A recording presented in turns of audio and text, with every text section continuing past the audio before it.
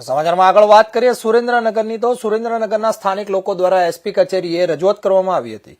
ગણપતિ ફાટસર વિસ્તારના સ્થાનિક લોકોએ અસામાજિક તત્વોને લઈને કરી જિલ્લા પોલીસને વડાને ફરિયાદ.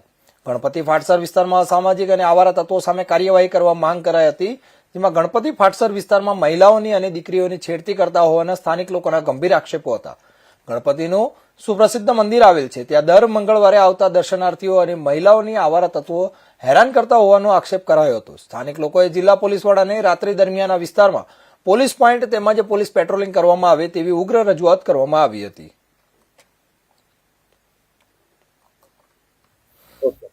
મારું નામ ગેલાભાઈ રામજીભાઈ સોલંકી, ગણપતિ ફાટસર વિસ્તારમાં રહું છું ઘણા સમયથી. જોરાવનગરમાં રહેતો પ્રથમ રમેશભાઈ ભારગી, બરોબર. ઘણા સમયથી એની ઉપર ઘણા બધા ગુનાઓ થયેલા છે, ઘણા બધા વોરંટ ધરપકડના ચાલુ છે, પોલીસ કોઈ પકડતી નથી. અને 29 તારીખે મારા છોકરા રાજેશ ઉપર છરીના ઘા કરી અને ભાગી ગયેલ છે, હજી સુધી એને પકડેલ નથી. આ ત્રીજો ચોથો છે. મારા ભત્રીજા ઉપર 1-2 વાર ચોરીઓ કરી ઘરે. મારું નામ પરમાર વિશાલ છે, ગણપતિ ફાટસર વિસ્તારની અંદર રહું છું.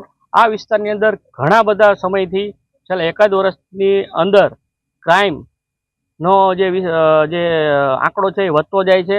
કારણ કે છેલ્લા 1 વર્ષની અંદર એક છોકરીને છરી મારીને હત્યા કરી નાખવામાં આવી, બરાબર. આરોપીને પકડવામાં આવ્યા, એ વાત બરાબર છે.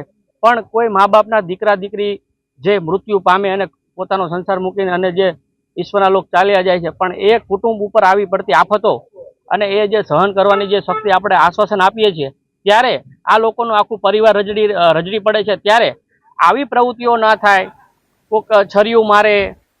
સુરેન્દ્રનગર જિલ્લામાં